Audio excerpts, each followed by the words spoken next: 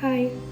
പലപ്പോഴും പല ആളുകളും പറയുന്ന ഒരു കാര്യമാണ് ടോക്സിക് ആയിട്ടുള്ള റിലേഷൻഷിപ്പിൽ നിന്ന് നോ പറഞ്ഞ് ഇറങ്ങി വന്നിട്ടും വീട്ടുകാരുടെയും നാട്ടുകാരുടെയും അതുപോലെ തന്നെ ഫ്രണ്ട്സിൻ്റെയും കുത്തുവാക്കുകൾ കേൾക്കുന്നത് എന്തിനാണെന്ന്. നിനക്ക് മുന്നേ തന്നെ അറിയായിരുന്നില്ലേ ഈ ഒരു ബന്ധം ഇങ്ങനെയാണെന്ന്? പിന്നെ ഇത്രയും വർഷം നീ എന്തിനാണ് അവിടെ പിടിച്ചു നിന്നത്?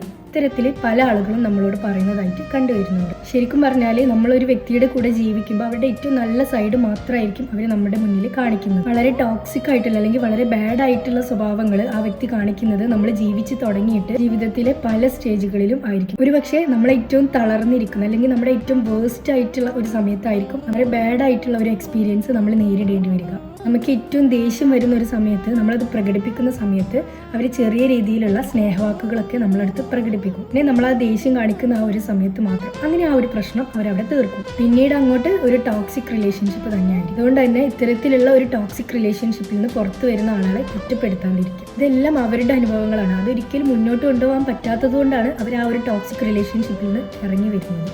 It's important not to blame people for living toxic relationships. Okay, by.